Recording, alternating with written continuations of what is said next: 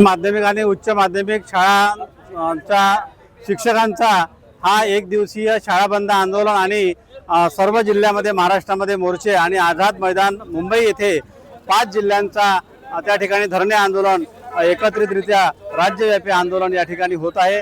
सर्व शिक्षकांच्या विद्यार्थ्यांच्या पालकांच्या मागण्यांसाठी हे आंदोलन आहे, नुसतं शिक्षकांच्या मागण्यांसाठी नाही आहे। मराठी शाळा ग्रामीण भागातल्या शाळा वाचवा, विद्यार्थ्यांना शिकू द्या आणि शिक्षकांना शिकवू द्या, यासाठी हे आंदोलन आहे, यासाठी हा मोर्चा आहे। कारण विद्यार्थ्यांपासून दूर लोटण्याचं काम या शासनाकडून अशैक्षणिक कामे लादून रात्रंदिवस त्या शिक्षकाच्या मागे वेगवेगळी कामे लावून त्याला अध्यापन कार्यापासून दूर लोटत आणि परिणामी विद्यार्थ्यांचं पालकांचं फार मोठं नुकसान होत आहे। हे आंदोलन विद्यार्थ्यांचं पालकांचं आणि जन आंदोलन आहे, नुसतं शिक्षकाचं आंदोलन नसून।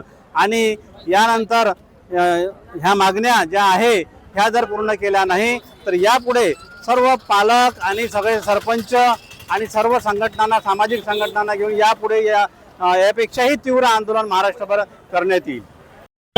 आज महाराष्ट्रामध्ये सर्व शिक्षक संघटनांच्या माध्यमातून मध्यवर्ती शिक्षक संघटना, शिक्षक समन्वय समिती, राज्य प्राथमिक शिक्षक समिती, प्रहार संघटना अशा वेगवेगळ्या भीमाशी असो परिषद असो या माध्यमातून राज्य शासनाला अल्टिमेटम देऊन टीईटीचं जे भूत महाराष्ट्राच्या सरकारच्या माध्यमातून शिक्षकांवर बसलेला आहे आणि या टीईटीच्या माध्यमातून केंद्र सरकारनं 23व्या कलमात दुरुस्ती न केल्यामुळे शिक्षकांमध्ये अरिष्ट कोसळला आहे, त्याच्या विरोधात आणि बीएलओच्या माध्यमातून जे एसआयआरच्या मुळे आज राज्यात शिक्षकांची आत्महत्या होत आहे, अशा परिस्थितीत अशैक्षणिक कामं बंद करावे, संच मान्य धोरण रद्द करावे, यासाठी वारंवार आवाहन करून शासन दुर्लक्षित करत आहे। आणि त्यामुळे राज्यातील सर्व शिक्षक संघटना प्राथमिक, माध्यमिक, उच्च माध्यमिक यांनी एकत्र येत आज हे आंदोलन पुकारलं आहे। शाळा बंद आंदोलन म्हणजे विद्यार्थ्यांचं नुकसान नव्हे तर एक दिवसाच्या आंदोलनाच्या माध्यमातून राज्य शासनाने आमच्या मागण्यांकडे लक्ष दिलं पाहिजे, अन्यथा याच्यापेक्षा तीव्र आंदोलन लढण्याचा आमचा इरादा आहे, निश्चय आहे। परंतु राज्य शासन केवळ पालकांमध्ये आणि समाजामध्ये संभ्रम निर्माण करून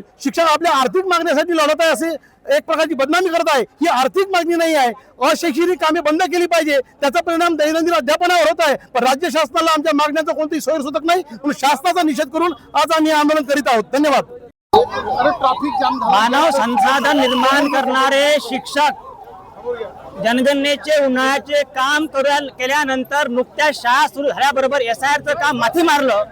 तिकडे विद्यार्थी आमचे शाळेमध्ये एकटे आहे आणि शिक्षकांना इथे बीएलओच्या कामात लावलेला आहे आणि म्हणून हे आंदोलन जे आहे विद्यार्थी आणि शिक्षक या दोघांच्याही भवितव्यासाठी आंदोलन राज्यभर समस्त शिक्षक संघटनांच्या वतीने आयोजित केलेले आहे। शासनाला हा इशारा आहे, ताबडतोब मराठी शाळा वाचेल अशा प्रकारचं धोरण शासनाने आखावं, अन्यथा एक जनहित आंदोलन राज्यामध्ये उभं करण्यात येईल।